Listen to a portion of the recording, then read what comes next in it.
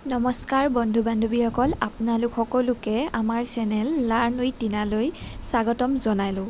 আমি আজি SSC, Assam police আদিত বাৰেপতি আহি থকা কিছুমান গুৰুত্বপূৰ্ণ ৰিজনিঙৰ প্ৰশ্ন লৈ আহিছোঁ।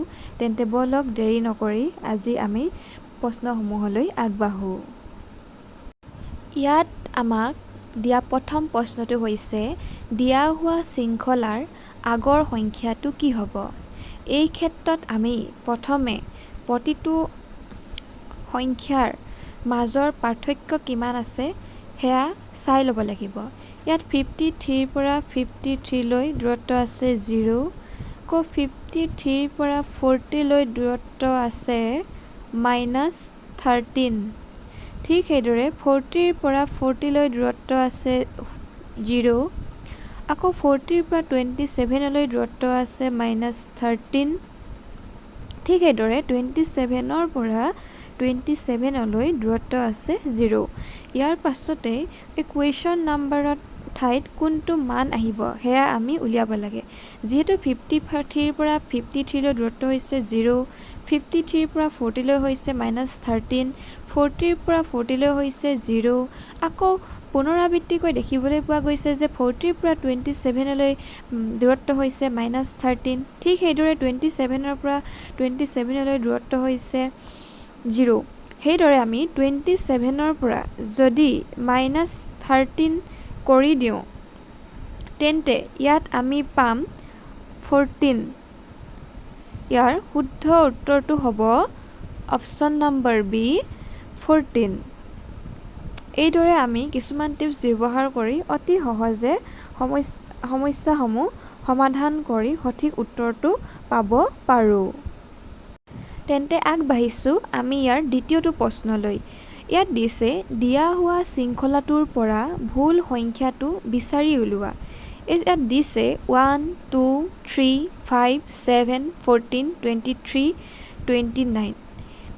ইয়াত 1ৰ পৰা 2লৈ দূৰত্ব হৈছে 1, 2ৰ পৰা 3লৈ দূৰত্ব হৈছে 1, 3ৰ পৰা 5লৈ দূৰত্ব হৈছে 2, 5ৰ পৰা 7লৈ দূৰত্ব হৈছে 2, 7ৰ পৰা 14লৈ দূৰত্ব হৈছে 7, 14ৰ পৰা 23লৈ দিয়া হৈছে দূৰত্ব 9, 23ৰ পৰা আকৌ 29লৈ দিয়া হৈছে দূৰত্ব 6। ইয়াত প্ৰথমে পাইছোঁ 1, 1, 2, 2, 7, 9, 6। ইয়াত কোনো ধৰণৰ আমি মিল থকা দেখা নাই। তেনে ক্ষেত্ৰত আমি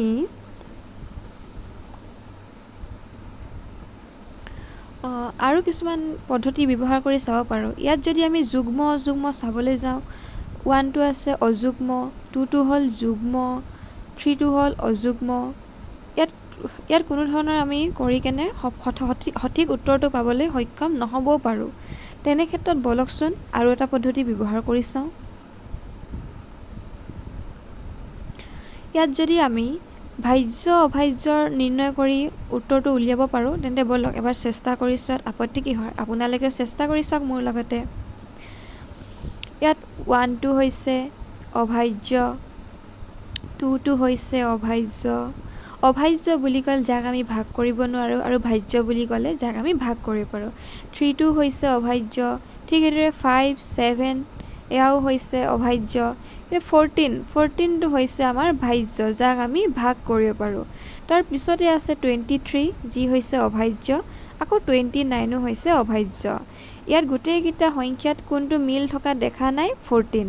গতিকে ইয়াত আমাৰ শুদ্ধ উত্তৰ হ'ব অপশ্যন নম্বৰ ডি, 14। ব'লক তেনেহ'লে আমি আগবাঢ়োঁ ইয়াৰ তৃতীয়টো প্ৰশ্নলৈ। ৰাহুলে আনন্দক ক'লে, যোৱাকালি মই মোৰ আইতাৰ ছোৱালীৰ একমাত্ৰ ভায়েকক হেৰুৱাইছিলোঁ। মোৰ আইতাৰ ছোৱালীৰ একমাত্ৰ ভায়েকক হেৰুৱাইছিলোঁ। এতিয়া জনাওক ৰাহুলে কাক হেৰুৱালে? ইয়াত প্ৰথমে ৰাহুলে আনন্দক কৈছে। ইয়াত আমি নিজকে অনুমান কৰি ল'ব পাৰোঁ ৰাহুলে অৰ্থাৎ মই বুলি। আনন্দ বা আমি আন এজন পাৰ্চনক কৈছোঁ। মই কৈছোঁ যোৱাকালি মই মোৰ আইতাৰ ছোৱালীৰ বুলি ক'লে ইয়াত মোৰ পেহীক বুজাব। ছোৱালীৰ ভায়েকক হেৰুৱাইছিলোঁ, একমাত্ৰটো বাদ দিছোঁ, তাৰপাছত আমি ধৰিছোঁ ভায়েকক হেৰুৱাইছিলোঁ।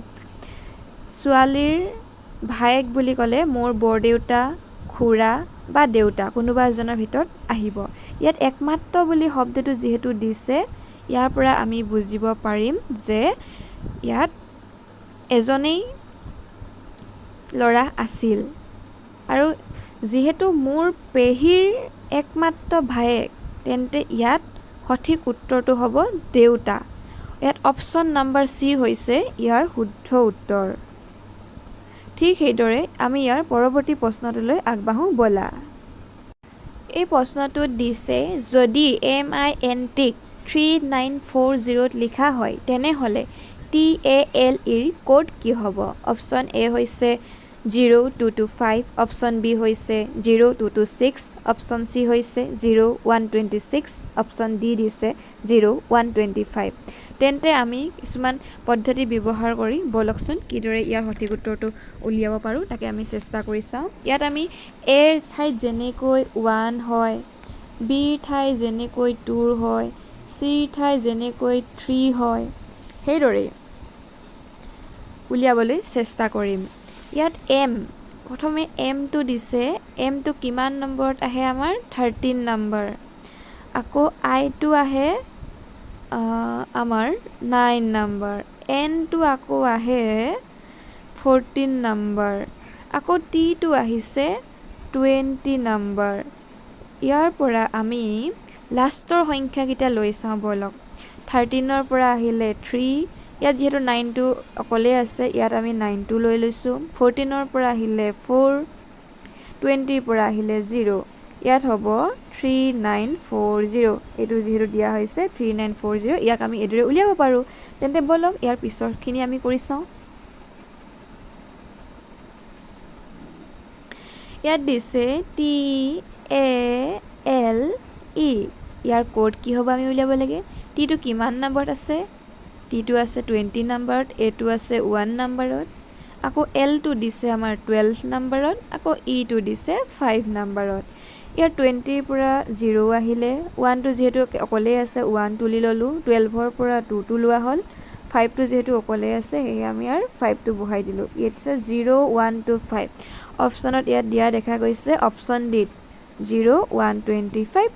এয়া দেখিবলৈ পালোঁ আমি শুদ্ধ উত্তৰটো বাছি উলিয়াবলৈ এইদৰে পাৰিছোঁ। তেন্তে এইদৰে কিছুমান সৰু সৰু টিপছ ব্যৱহাৰ কৰি আমি এক্সাম হলত সঠিক উত্তৰটো উলিয়াবলৈ সক্ষম হওঁ। যদি ভাল পালে ভিডিঅ'টো লাইক, শ্বেয়াৰ আৰু ছাবস্ক্ৰাইব কৰিব নাপাহৰিব। তেন্তে বন্ধুসকল আজিলৈ আহিছোঁ পুনৰ এটা নতুন ভিডিঅ'ৰ সৈতে আপোনালোকক লগ পোৱাৰ আশাৰে। ধন্যবাদ।